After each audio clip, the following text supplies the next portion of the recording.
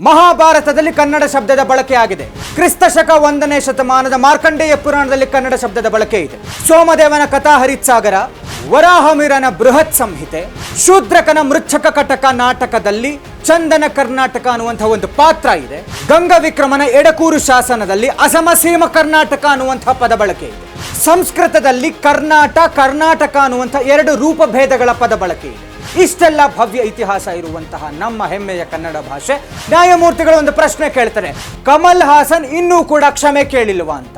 ನಮಗೆ ನ್ಯಾಯಮೂರ್ತಿ ನಾಗಪ್ರಸನ್ನ ಅವರಿಗೊಂದು ದೊಡ್ಡ ನಮಸ್ಕಾರವನ್ನು ಹೇಳ್ತೀನಿ ಎಲ್ಲ ಕನ್ನಡಿಗರ ಪರವಾಗಿ. ನಮಸ್ಕಾರ, ಅಶ್ವವೇಗ ನ್ಯೂಸ್ಗೆ ಸ್ವಾಗತ. ನಾನು ಸಂತೋಷ್ ಕಶ್ಯಪ್. ತಮಿಳಿನ ಉಳಗ ನಾಯಕನ್, ವಿಶ್ವನಾಯಕ ಎಂದೇ ಪ್ರಖ್ಯಾತಿ ಪಡೆದಿರುವಂತಹ, ಸರಿಯಾದಂತಹ ವಿವೇಚನೆ ಇಲ್ಲದಂತಹ, ಅವಾಗವಾಗ ಕಾಂಟ್ರವರ್ಸಿ ಮಾಡಿಕೊಳ್ಳುವಂತಹ ನಟ ಕಮಲ್ ಹಾಸನ್ ಏನು ಮಾಡಿದ್ರು ಅನ್ನುವಂಥದ್ದು ಎಲ್ಲರಿಗೂ ಗೊತ್ತಿರುವಂಥ ವಿಚಾರ. ಅವರ ಸಿನಿಮಾ ಥಗ್ ಲೈಫ್ ಸಿನಿಮಾ ಪ್ರಮೋಷನ್ಸ್ ಟೈಮ್ನಲ್ಲಿ ಕನ್ನಡ ಭಾಷೆಯ ಬಗ್ಗೆ ಒಂದು ವಿವಾದಾತ್ಮಕ ಹೇಳಿಕೆಯನ್ನು ಕೊಟ್ಟಿದ್ದರು. ತಮಿಳಿನಿಂದ ಕನ್ನಡ ಹುಟ್ಟಿದ್ದೆ ಅನ್ನುವಂಥದ್ದು. ಇದಕ್ಕೆ ಬಹಳಷ್ಟು ವಿರೋಧಗಳು ಬಂತು. ಕರ್ನಾಟಕದಲ್ಲಿ ಅವರ ಸಿನಿಮಾ ಬಿಡುಗಡೆ ಆಗಬಾರ್ದು ಅನ್ನುವಂಥ ಒಂದು ನಿಷೇಧವನ್ನು ಹೇರಿದ್ರು, ಬ್ಯಾನ್ ಮಾಡಿದ್ರು ಸಿನಿಮಾವನ್ನು. ಆದರೆ ಜೂನ್ 5ನೇ ತಾರೀಕು ವಿಶ್ವದಾದ್ಯಂತ ಥಗ್ ಲೈಫ್ ಸಿನಿಮಾ ಬಿಡುಗಡೆ ಆಯಿತು. ಎಲ್ಲಕ್ಕಿಂತ ಅತಿ ಡಬ್ಬಾ ಪಿಕ್ಚರ್ ಅನ್ನುವಂಥ ಒಂದು ರಿವ್ಯೂಸನ್ನು ಪಡೀತು. ಯಾತಕ್ಕಾಗ ಮಾಡಿದ್ರು ಕಮಲ್ ಹಾಸನ್ ಈ ಒಂದು ಥಗ್ ಲೈಫ್ ಸಿನಿಮಾವನ್ನು? ಇಷ್ಟೆಲ್ಲ ಬಿಟ್ಟಿ ಬಿಲ್ಡಪ್ ಅವಶ್ಯಕತೆ ಇತ್ತ ಈ ಸಿನಿಮಾಗೆ, ಮತ್ತು ಒಂದು ಕಾಂಟ್ರವರ್ಸಿ ಅವಶ್ಯಕತೆ ಇತ್ತ ಅನ್ನುವಂಥ ಮಾತುಗಳು ಎಲ್ಲ ಕಡೆ ಬಂತು. ಈ ವಿಚಾರವಾಗಿ ಯಾವಾಗ ಕರ್ನಾಟಕದಲ್ಲಿ ಕನ್ನಡ ಚಲನಚಿತ್ರ ವಾಣಿಜ್ಯ ಮಂಡಳಿ ಮತ್ತು ಕನ್ನಡ ಪರ ಸಂಘಟನೆಗಳೆಲ್ಲವೂ ಸೇರಿ ನಿಷೇಧವನ್ನು ಹೇರ್ತೋ, ಕಮಲ್ ಹಾಸನ್ ಅವರ ಒಂದು production house Raj Kamal cinemas ಅವರು ಹೈಕೋರ್ಟ್ನ ಮೆಟ್ಟಲನ್ನು ಏರಿದ್ರು. ಹೈಕೋರ್ಟ್ ಮೆಟ್ಟಲೇರಿದ್ರು ಕಮಲ್ ಹಾಸನ್ ಚಿತ್ರದ ಒಂದು ಪ್ರೊಡಕ್ಷನ್ ಟೀಮ್, ಅಂದ್ರೆ ಅವರ ಲಾಯರ್ ಹೈಕೋರ್ಟ್ ಮೆಟ್ಟಲೇರಿದ್ರು ಕಮಲ್ ಹಾಸನ್ ಅವರು. ಹೈಕೋರ್ಟ್ ಸರಿಯಾಗಿ ತರಾಟೆಗೆ ತಗೊಂಡಿತ್ತು ಕಮಲ್ ಹಾಸನ್ ಅವರನ್ನ. ಎಸ್, ಅದು ಒಂದು ನಿಜವಾಗ್ಲೂ ಕನ್ನಡಿಗರ ಒಂದು ದೊಡ್ಡ ಗೆಲುವಾಗಿತ್ತು. ನ್ಯಾಯಮೂರ್ತಿ ನಾಗಪ್ರಸನ್ನ ಅವರ ಡೆಸ್ಕ್ ನಲ್ಲಿ ಕಮಲ್ ಹಾಸನ್ಗೆ ಸರಿಯಾದಂತಹ ಮುಖಭಂಗ ಆಗಿತ್ತು. ಏನು? ನೀವು ಕನ್ನಡಿಗರ ಕ್ಷಮೆ ಕೇಳದೆಯ ಹೊರತು ನಾವು ನಿಮ್ಮ ಅರ್ಜಿಯನ್ನು ವಿಚಾರಣೆಗೆ ತೆಗೆದುಕೊಳ್ಳುವುದಿಲ್ಲ ಅನ್ನುವಂಥ ಒಂದು ತೀರ್ಪನ್ನು ನ್ಯಾಯಮೂರ್ತಿ ನಾಗಪ್ರಸನ್ನ ಅವರು ಕೊಟ್ಟಿದ್ದರು. ಗ್ರೇಟ್ ಸರ್, ಬಹಳ ಖುಷಿ ಆಯಿತು, ಬಹಳ ಸಂತೋಷ ಆಯಿತು ನಾಗಪ್ರಸನ್ನ ಸರ್ ತಾವು ಕೊಟ್ಟಂತಹ ತೀರ್ಪಿನ ವಿಚಾರವಾಗಿ. ಈ ತೀರ್ಪು ಯಾವಾಗ ಅಂದರೆ, ಈ ಒಂದು ಹೇಳಿಕೆಯನ್ನು ಯಾವಾಗ ನ್ಯಾಯಮೂರ್ತಿಗಳು ಹೇಳಿದ್ರು, ಪುನಃ ಕಮಲ್ ಹಾಸನ್ ಅವರು ತನ್ನ ಮೊಂಡುತನವನ್ನು ಮುಂದುವರಿಸಿ ಅಲ್ಲಿಯ ತನಕವೂ ಕ್ಷಮೆ ಕೇಳಿರಲಿಲ್ಲ, ನ್ಯಾಯಮೂರ್ತಿಗಳು ಹೇಳಿದ ನಂತರವೂ ಕ್ಷಮೆ ಕೇಳಲಿಲ್ಲ, ಸುಪ್ರೀಂ ಕೋರ್ಟ್ನ ಮೆಟ್ಲೇರ್ತಾರೆ. ಈ ಒಂದು ನಿರ್ಬಂಧವನ್ನು ಹೇರಿದ್ದಾರೆ, ಬ್ಯಾನ್ ಮಾಡಿದ್ದಾರೆ, ನಮ್ಮ ಸಿನಿಮಾವನ್ನು ಕರ್ನಾಟಕದಲ್ಲಿ ಬಿಡುಗಡೆಗೆ ಅವಕಾಶ ಮಾಡಿಕೊಟ್ಟಿಲ್ಲ ಅನ್ನುವಂಥ ರೀತಿಯಲ್ಲಿ ಸುಪ್ರೀಂ ಕೋರ್ಟ್ ಮೆಟ್ಲೇರಿದ್ರು. ಸುಪ್ರೀಂ ಕೋರ್ಟ್ನಲ್ಲಿ ಇನ್ನೂ ಅರ್ಜಿ ವಿಚಾರಣೆ ನಡೀತಾ ಇದೆ. ಕರ್ನಾಟಕ ಸರ್ಕಾರಕ್ಕೆ, ಈ ಒಂದು ಚಲನಚಿತ್ರ ವಾಣಿಜ್ಯ ಮಂಡಳಿಗೆ ಮತ್ತು ಅವರ ಪ್ರೊಡಕ್ಷನ್ ಹೌಸ್ಗೆ ನೋಟಿಸ್ ಜಾರಿಯಾಗಿದೆ. ಇದಕ್ಕೆ ತಾವು ಸಮರ್ಥನೆಯನ್ನು ಕೊಡಬೇಕು, ಸ್ಪಷ್ಟನೆಯನ್ನು ಕೊಡಬೇಕು, ಯಾತಕ್ಕಾಗಿ ಈ ಒಂದು ಸಿನಿಮಾವನ್ನು ಬ್ಯಾನ್ ಮಾಡಿದರೆ. ಇದೆಲ್ಲವೂ ಇನ್ನು ಸುಪ್ರೀಂ ಕೋರ್ಟ್ ಚೆಂಡಿನ ಅಂಗಳದಲ್ಲಿದೆ, ಅಲ್ಲೆಲ್ಲವೂ ಅದು ವಿಚಾರಣೆ ನಡೀತಾ ಇದೆ, ಇನ್ನೂ ನಡಿಬೇಕಾಗುತ್ತೆ. ಆದರೆ ಈ ಮಧ್ಯದಲ್ಲಿ ಈ ಒಂದು ಕಮಲ್ ಹಾಸನ್ ಅವರು ಹಾಕಿದ್ದಂಥ ಅರ್ಜಿಯ ಮಧ್ಯಪ್ರವೇಶಕ್ಕೆ ಬಹುವರ್ಷಗಳ 100 ವರ್ಷಗಳ ಇತಿಹಾಸ ಇರುವಂತಹ ನಮ್ಮ ಹೆಮ್ಮೆಯ ಮೈಸೂರಿನ ಮಹಾರಾಜರು ಕಟ್ಟಿರುವಂತಹ ನಾಲ್ವಡಿ ಕೃಷ್ಣರಾಜ ಒಡೆಯರವರ ಕೊಡುಗೆ ಕನ್ನಡ ಸಾಹಿತ್ಯ ಪರಿಷತ್ತು. ಕನ್ನಡ ಸಾಹಿತ್ಯ ಪರಿಷತ್ತು ತನ್ನ ಮಧ್ಯಪ್ರವೇಶಕ್ಕೆ ಒಂದು ಅರ್ಜಿಯನ್ನು ಹಾಕಿದೆ ಹೈಕೋರ್ಟ್ಗೆ. ಇದೇ ನ್ಯಾಯಮೂರ್ತಿ ನಾಗಪ್ರಸನ್ನ ಅವರ ಪೀಠ ಈ ಒಂದು ವಿಚಾರಣೆಗೆ ತಗೊಳ್ಳುತ್ತೆ. ಕನ್ನಡ ಸಾಹಿತ್ಯ ಪರಿಷತ್ನ ಅಧ್ಯಕ್ಷರು ಮಹೇಶ್ ಜೋಶಿ ಅವರ ಪರವಾದಂತಹ ವಕೀಲರು ತಮ್ಮ ವಾದವನ್ನು ಶುರು ಮಾಡ್ತಾರೆ. ಕನ್ನಡ ಭಾಷೆ, ಕನ್ನಡ ಸಂಸ್ಕೃತಿಯ ಗೌರವ, ಘನತೆಯನ್ನು, ಭಾಷೆಯ ಇತಿಹಾಸವನ್ನು ಕಾಪಾಡುವಂಥದ್ದು ನಮ್ಮೆಲ್ಲರ ಪ್ರತಿಯೊಬ್ಬ ಕನ್ನಡಿಗನ ಕರ್ತವ್ಯ ಅನ್ನುವಂಥ ರೀತಿಯಲ್ಲಿ ಕನ್ನಡ ಸಾಹಿತ್ಯ ಪರಿಷತ್ನ ಪರವಾದಂಥ ವಕೀಲರು ತಮ್ಮ ವಾದವನ್ನು ಶುರು ಮಾಡ್ತಾರೆ. ಮನೆಗೆ ಬೆಂಕಿ ಹಾಕಿ ಬೆಂಕಿಯನ್ನು ಆರಿಸೋದಕ್ಕೆ ನನಗೆ ಸಹಾಯವನ್ನು ಮಾಡಿ ಅಂತ ಕೇಳಿದ್ರೆ, ಮನೆಗೆ ಬೆಂಕಿ ಹಾಕಿಬಿಟ್ಟು ಅದನ್ನು ನಂದಿಸೋದಕ್ಕೆ ನನಗೆ ಸಹಾಯ ಮಾಡಿ ಅಂತ ಕೇಳಿದ್ರಲ್ಲಿ ಅರ್ಥ ಏನಿದೆ?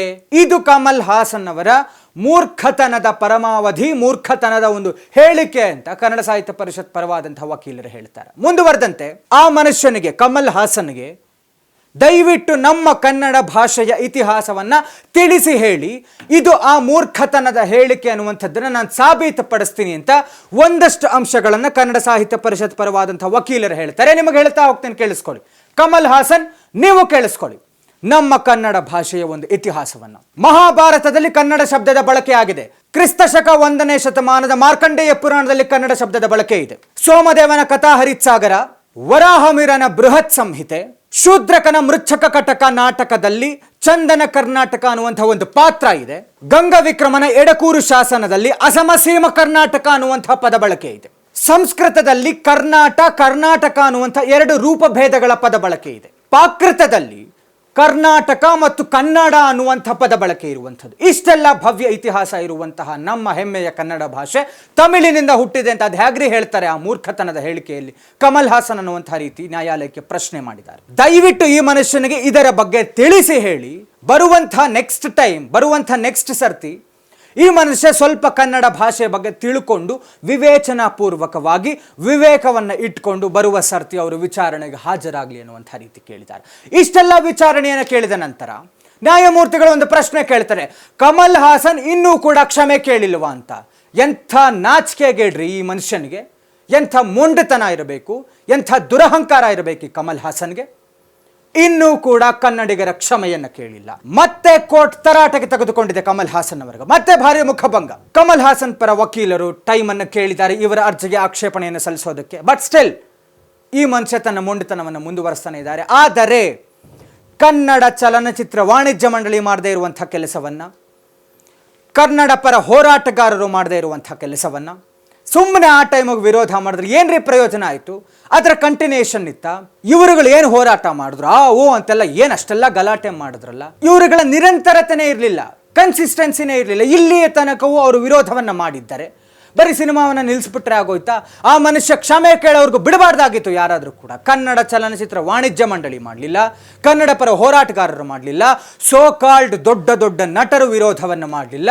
ಇದೆಲ್ಲದರ ಮಧ್ಯೆ ನಮಗೆ ನ್ಯಾಯಮೂರ್ತಿ ನಾಗಪ್ರಸನ್ನ ಅವರಿಗೆ ಒಂದು ದೊಡ್ಡ ನಮಸ್ಕಾರವನ್ನು ಹೇಳ್ತೀನಿ ಎಲ್ಲ ಕನ್ನಡಿಗರ ಪರವಾಗಿ. ಘನತೆವೆತ್ತ ಹೈಕೋರ್ಟ್ಗೆ, ಉಚ್ಚ ನ್ಯಾಯಾಲಯಕ್ಕೆ ದೊಡ್ಡ ನಮಸ್ಕಾರವನ್ನು ಹೇಳ್ತೀನಿ. ಎಸ್, ಕನ್ನಡತನಕ್ಕೆ, ಕನ್ನಡಿಗರ ಭಾವನೆಗಳಿಗೆ ಧಕ್ಕೆ ಆದಾಗ ಇವರುಗಳು ಯಾರೂ ನಿಲ್ಲಿಲ್ಲ. ಕನ್ನಡ ಚಿತ್ರರಂಗದ ದೊಡ್ಡ ದೊಡ್ಡ ನಟರು ನಿಲ್ಲಿಲ್ಲ. ಕನ್ನಡ ಚಲನಚಿತ್ರ ವಾಣಿಜ್ಯ ಮಂಡಳಿ ಸರಿಯಾದಂಥ ಒಂದು ನಿರ್ಧಾರವನ್ನು ತಗೊಳ್ಳಿಲ್ಲ. ಕನ್ನಡ ಪರ ಹೋರಾಟಗಾರರು ಆ ಕ್ಷಣಕ್ಕೆ ಹೋರಾಟವನ್ನು ಮಾಡಿದ್ರು. ಬಿಟ್ಟರೆ ಅವರಿಂದ ಕ್ಷಮೆ ಕೇಳಿಸುವಂತಹ ಕೆಲಸವನ್ನು ಮಾಡಲಿಲ್ಲ. ತರಾಟೆಗೆ ತೆಗೆದುಕೊಂಡಂಥದ್ದು, ಮುಖಭಂಗ ಮಾಡಿದಂಥದ್ದು ಕರ್ನಾಟಕದ ಘನತೆ ವೆತ್ತ ಉಚ್ಚ ನ್ಯಾಯಾಲಯ, ಅದರಲ್ಲೂ ನ್ಯಾಯಮೂರ್ತಿ ನಾಗಪ್ರಸನ್ನ ಅವರ ಪೀಠ. ಧನ್ಯವಾದಗಳು sir, thank you so much. ನಮ್ಮ ಹೃದಯಾಂತರಾಳದಿಂದ ಕನ್ನಡಿಗರೆಲ್ಲರ ಪರವಾಗಿ ನಿಮಗೆ ಪ್ರೀತಿಯ ಧನ್ಯವಾದಗಳನ್ನು ತಿಳಿಸ್ತೀವಿ. ಇದು ನಮ್ಮ ಕರ್ನಾಟಕದ ಇತಿಹಾಸ, ಭವ್ಯವಾದಂತಹ ಇತಿಹಾಸ ಇರುವಂತಹ ನಮ್ಮ ಭಾಷೆ, ನಮ್ಮ ಮಾತೃಭಾಷೆ, ನಮ್ಮ ಹೃದಯದಲ್ಲಿ ಸ್ಥಾನ ಕೊಟ್ಟಿರುವಂತಹ ನಮ್ಮ ಕನ್ನಡ ಭಾಷೆ. ಯಾವುದೋ ಒಂದು ಭಾಷೆಯಿಂದ ಹುಟ್ಟಿದ್ದಂಥದ್ದಲ್ಲ ನಮ್ಮ ಕನ್ನಡ. ಸಂವಿಧಾನ ಹೇಳುತ್ತೆ ಪ್ರತಿಯೊಂದು ಭಾಷೆಯನ್ನು, ಅದರ ಸಂಸ್ಕೃತಿಯನ್ನು, ಇತಿಹಾಸವನ್ನು ಎಲ್ಲರೂ ಗೌರವಿಸಬೇಕು ಅಂತ. ಯಾವುದು ಹೆಚ್ಚು ಅಲ್ಲ, ಯಾವುದು ಕೀಳು ಅಲ್ಲ. ದಯವಿಟ್ಟು ಮಿಸ್ಟರ್ ಕಮಲ್ ಹಾಸನ್, ನಮ್ಮ ಭಾಷೆಯ ಇತಿಹಾಸವನ್ನು ತಿಳ್ಕೊಳ್ಳಿ. ಬಾಯಿದೆ, ನಾಲಿಗೆ ಇದೆ ಅಂತ ಬಾಯಿಗೆ ಬಂದಂಗೆ ಮಾತಾಡೋಕ್ಕೆ ಹೋಗಬೇಡಿ, ನಾಲಿಗೆ ಉದ್ದ ಬಿಡಕ್ಕೆ ಹೋಗಬೇಡಿ. ನಿಮಗೆ ಸರಿಯಾದಂಥ ತಕ್ಕನಾದಂಥ ಪಾಠವನ್ನು ಕಲಿಸ್ತೀವಿ ಸದ್ಯದಲ್ಲಿ. ಮತ್ತೆ ಛೀಮಾರಿ ಹಾಕಿದೆ ನಿಮಗೆ ಹೈಕೋರ್ಟ್, ಮತ್ತೆ ತರಾಟೆಗೆ ತೆಗೆದುಕೊಂಡಿದೆ. ಇನ್ನಾದರೂ ಪಾಠ ಕಲ್ತ್ಕೊಳ್ಳಿ. ನೆಕ್ಸ್ಟ್ ಟೈಮ್ ಮತ್ತೆ ವಿಚಾರಣೆಗೆ ಬರೋಕ್ಕೆ ಮುಂಚೆ ನಮ್ಮ ಹೆಮ್ಮೆಯ ಕನ್ನಡ ಭಾಷೆ ಇತಿಹಾಸವನ್ನು ತಿಳ್ಕೊಂಡು ಬನ್ನಿ, ವಿವೇಕ ಇಟ್ಕೊಂಡು ಮಾತಾಡಿ ಅಂತ ಕೇಳ್ಕೊಳ್ತೀವಿ. ಇದಾಗಿತ್ತು ಇವತ್ತಿನ ವಿಶೇಷ. ನೋಡ್ತಾ ಇರಿ ಅಶ್ವವೇಗ ನ್ಯೂಸ್, ಇದು ಸತ್ಯಾನ್ವೇಷಣೆಯ ಓಟದಲ್ಲಿ.